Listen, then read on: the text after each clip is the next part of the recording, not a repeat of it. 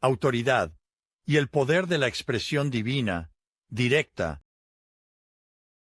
Además de emplear la frase amén en su enseñanza, Jesús usó el término Abba cuando se relacionaba con Dios. ¿Qué te dice eso sobre lo que pensaba de sí mismo? Pregunté.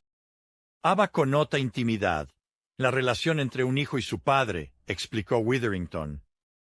Curiosamente, es como los discípulos llaman a un maestro querido en el judaísmo temprano, pero Jesús lo usó para referirse a Dios. Y hasta donde puedo decir, él y sus seguidores eran los únicos que oraban a Dios de esa manera. Cuando le pregunté a Witherington que ampliara sobre la importancia de esto, él dijo, en el contexto en el que Jesús operaba, era habitual que los judíos evitaran tener que decir el nombre de Dios. Su nombre era la palabra más sagrada que podías pronunciar, e incluso temían pronunciarlo incorrectamente.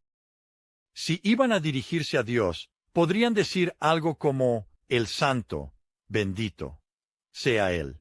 Pero no iban a usar su nombre personal. Un Abba es un término personal, dije. Muy personal, respondió él. Es el término de cariño con el que un niño diría a un padre, Padre querido, ¿qué quieres que haga?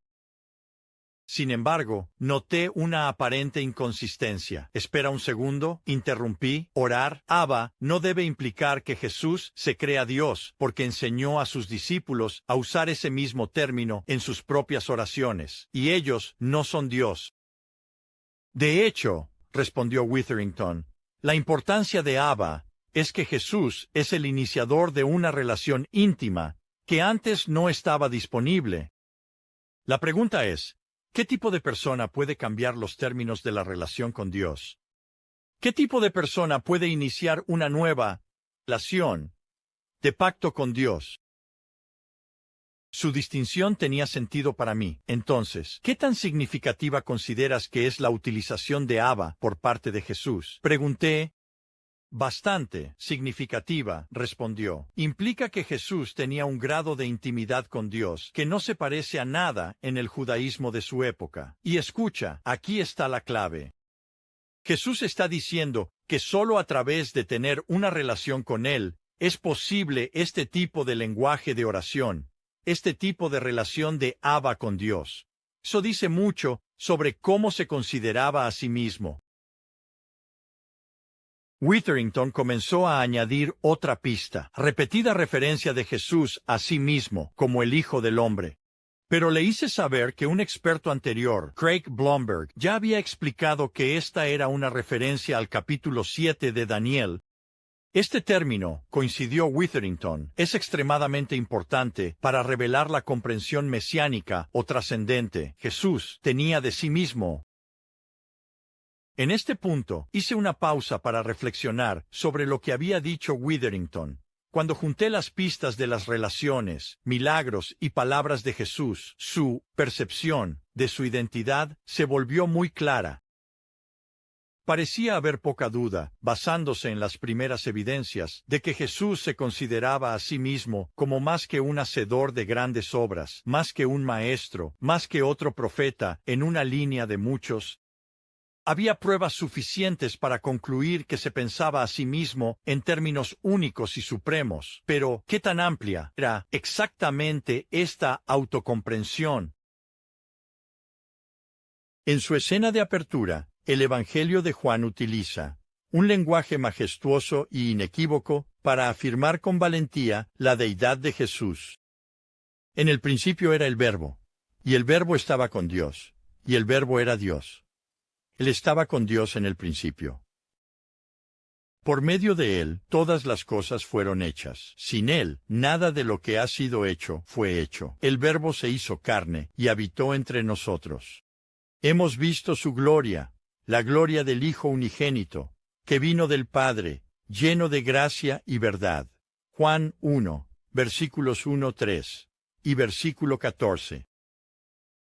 Recuerdo haber leído esa introducción regia cuando pasé por el Evangelio de Juan por primera vez.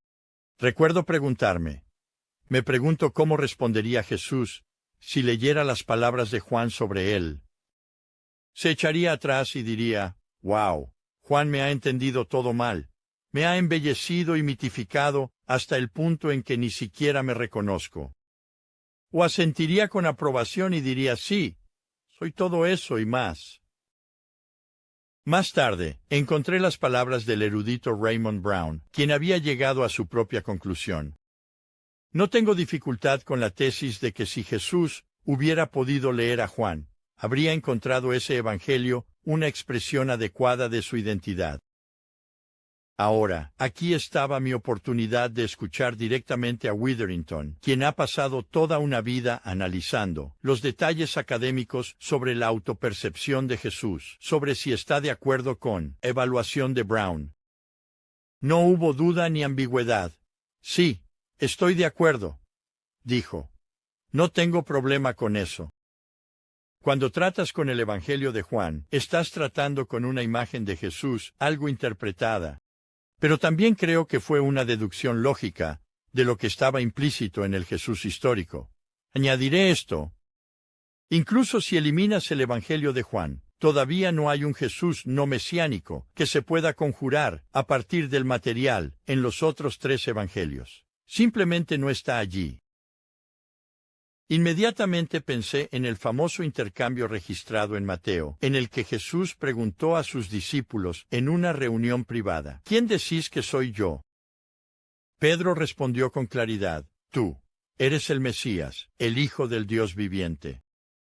En lugar de eludir el tema, Jesús afirmó a Pedro por su observación. Bendito eres tú, dijo, porque esto no te fue revelado por hombre, sino por mi Padre que está en los cielos. Ve Mateo 16, versículos 15 al 17. Aún así, algunas representaciones populares de Jesús, como la película La Última Tentación de Cristo, lo muestran básicamente incierto sobre su identidad y misión. Está cargado de ambigüedad y angustia. ¿Hay prueba, pregunté Witherington, de que Jesús nunca tuvo una crisis de identidad? No una crisis de identidad. Aunque creo que tuvo momentos de confirmación de identidad, respondió el profesor, en su bautismo, en su tentación, en la transfiguración, en el jardín de Getsemaní. Estos son momentos de crisis, en los que Dios le confirmó quién era y cuál era su misión. Por ejemplo, no creo que sea accidental que su ministerio no comience en serio, hasta después de su bautismo, cuando escucha la voz que dice, «Y tú eres mi Hijo, en quien tengo complacencia». ¿Cuál crees que era su misión? Él veía su trabajo como venir a liberar al pueblo de Dios, así que su misión estaba dirigida a Israel. Específicamente a Israel, enfaticé. Sí, eso es correcto, dijo Witherington. Hay muy poca evidencia de que buscara a gentiles en su ministerio. Esa fue una misión para la iglesia posterior. ¿Ves? Las promesas de los profetas habían llegado a Israel. A Israel debía ir. En su libro, Fe razonable, William Lane Craig señala una cantidad sustancial de evidencia de que, dentro de 20 años de la crucifixión, había una cristología completamente desarrollada, proclamando a Jesús como Dios encarnado. El historiador de la Iglesia, Jaroslav Pelikan, ha señalado que el sermón cristiano más antiguo, el relato más antiguo de un mártir cristiano, el informe pagano más antiguo sobre la Iglesia, y la oración litúrgica más antigua, 1 Corintios 16:22, se refiere a Jesús como Señor y Dios. Pelikan dijo, claramente, que era el mensaje de lo que la Iglesia creía y enseñaba, que Dios era un nombre apropiado para Jesucristo. A la luz de esto, le pregunté a Witherington, ¿ves alguna forma posible en que esto podría haberse desarrollado, especialmente tan pronto, si Jesús nunca hizo afirmaciones trascendentes y mesiánicas sobre sí mismo? Witherington fue tajante, no a menos que estés preparado para argumentar que los discípulos olvidaron por completo cómo era el Jesús histórico, y que no tenían nada que ver con las tradiciones que comenzaron a aparecer 20 años después de su muerte, dijo. Francamente, como historiador, esto no tendría ningún sentido. Al tratar con la historia, añadió, todo tipo de cosas son posibles, Pero no todas las cosas posibles son igualmente probables. ¿Es probable, preguntó, que todas estas cosas se inventaran de la nada dentro de los 20 años después de la muerte de Jesús, cuando aún había testigos vivos de cómo era realmente Jesús, la figura histórica? Encuentro que es tan poco probable, como una hipótesis histórica que podrías imaginar.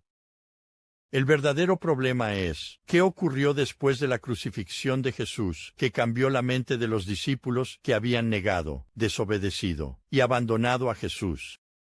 Muy simplemente, algo les sucedió, que fue similar a lo que Jesús experimentó en su bautismo. Se les confirmó que lo que habían esperado que Jesús fuera, Él lo era.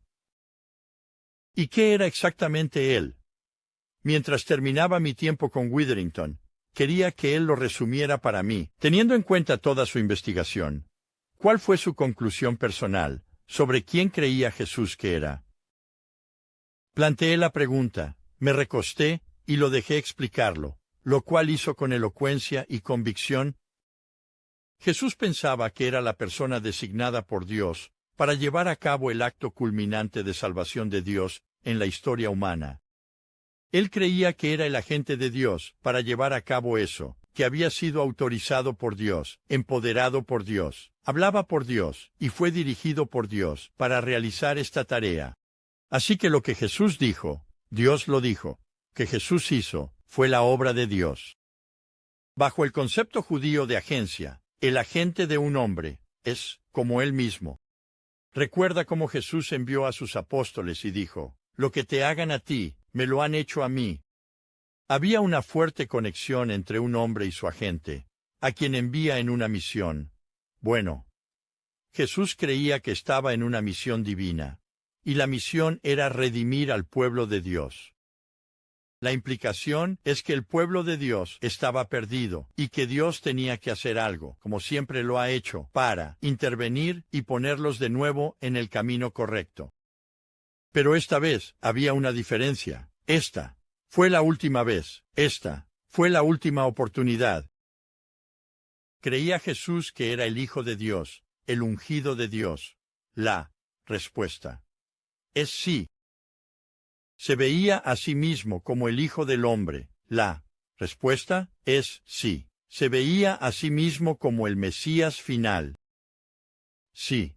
Así es como se veía a sí mismo. ¿Creía que alguien menos que Dios podría salvar al mundo? No, no creo que lo hiciera. Y aquí es donde la paradoja se vuelve tan enigmática como puede ser. La forma en que Dios iba a salvar al mundo era mediante la muerte de su Hijo. El acto más humano de todos los actos humanos es morir.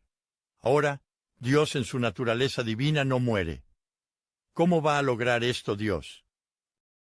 ¿Cómo va a ser Dios el Salvador de la raza humana? Tenía que venir como un ser humano para cumplir con esa tarea. Y Jesús creía que Él era el indicado para hacerlo. Jesús dijo, en Marcos 10, versículo 45, «No he venido para ser servido, sino para servir y dar mi vida como rescate en lugar de muchos». Esto es, o la forma más alta de megalomanía, o es el ejemplo de alguien que realmente cree, como él dijo, yo y el Padre somos. ¿No? En otras palabras, tengo la autoridad para hablar por el Padre. Tengo el poder para actuar en nombre del Padre. Si me rechazas, has rechazado al Padre. Incluso si eliminaras el cuarto evangelio y solo leyeras los sinópticos, esta seguiría siendo la conclusión a la que llegarías. Y es la conclusión a la que Jesús nos habría llevado si tuviéramos un estudio bíblico y le hiciéramos esta pregunta. Tenemos que preguntar, ¿por qué no hay otro judío del primer siglo que tenga millones de seguidores hoy? ¿Por qué no hay un movimiento de Juan el Bautista? ¿Por qué, de todas las figuras del primer siglo, incluidos los emperadores romanos, Jesús todavía es adorado hoy, mientras que los demás se han desvanecido en el polvo de la historia? Es porque este Jesús, el Jesús histórico, también es el Señor vivo. Por eso, es porque Él todavía está presente, mientras que los demás ya se han ido. Al igual que Witherington, muchos otros académicos han desmenuzado meticulosamente las primeras evidencias de Jesús y han llegado a la misma conclusión. Escribió Craig, aquí hay un hombre que se consideraba el Hijo de Dios en un sentido único, que afirmaba actuar y hablar con autoridad divina, que se consideraba un hacedor de milagros y que creía que el destino eterno de las personas pendía de si creían en él o no.